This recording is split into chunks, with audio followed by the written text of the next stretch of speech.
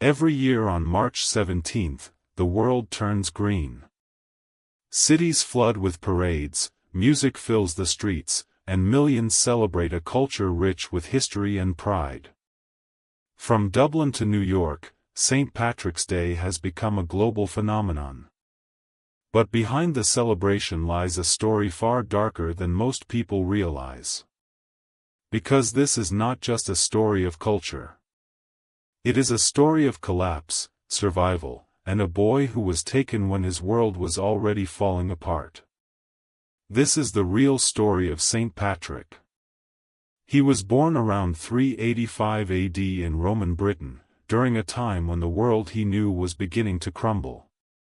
The Roman Empire was withdrawing. Its protection fading. What remained was uncertainty, instability, and fear. Communities became vulnerable.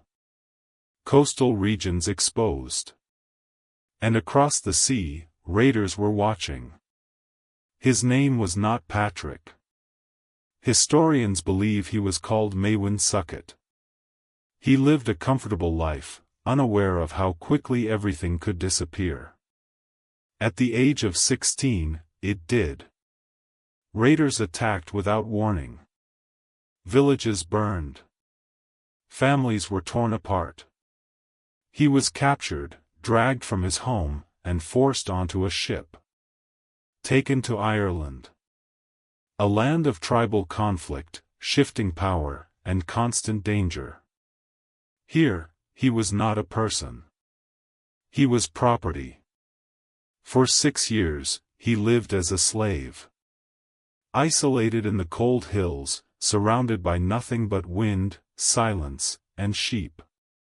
Days blended into nights. The loneliness was crushing.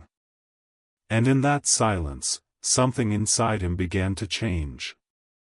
He started to pray. Not out of habit, but survival. Again and again, searching for strength, holding on to something invisible just to stay sane.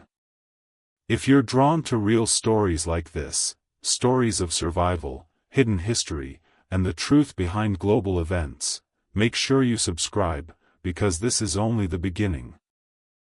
He chose to run.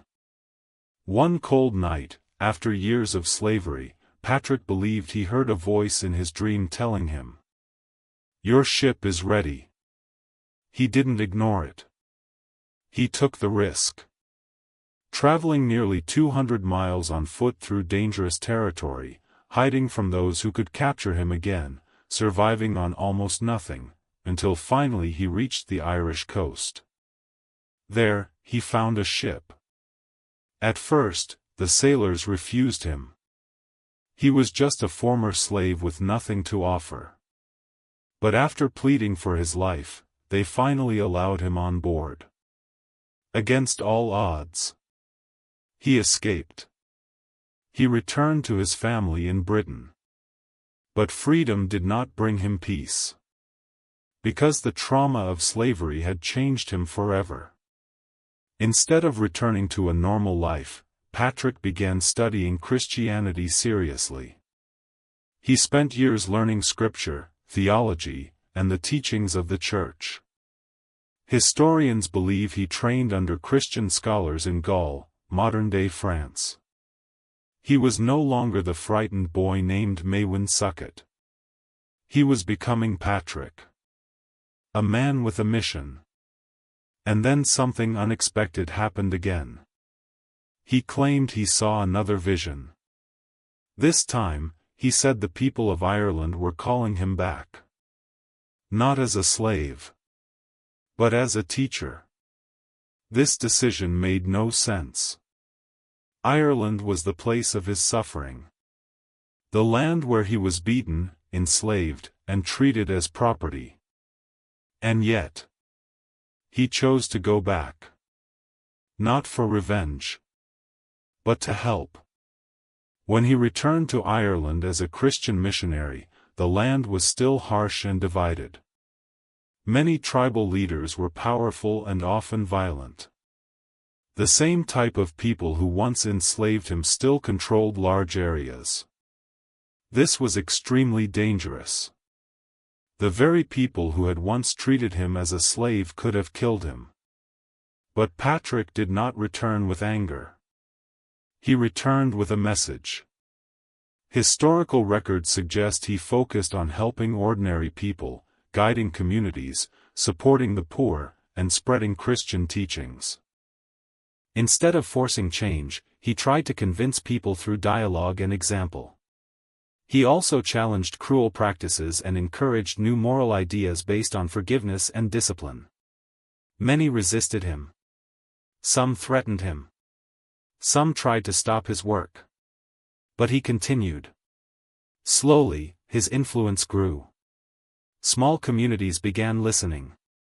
Some tribal leaders even allowed him to speak because of his courage and determination. Over time, the man who once had no freedom became someone people respected. Legends later formed around him. The most famous story says he drove the snakes out of Ireland. But historians say Ireland likely never had snakes. The story is believed to be symbolic. A metaphor. Representing how he helped change old fears and harsh traditions into new beliefs. Years later, after decades of work, Patrick died around 461 AD. But his story did not die with him. It only grew. Historians believe he baptized thousands of people, built many churches, and trained local leaders who continued spreading Christianity after him. Some estimates suggest he may have baptized tens of thousands of people, although the exact number is still unknown.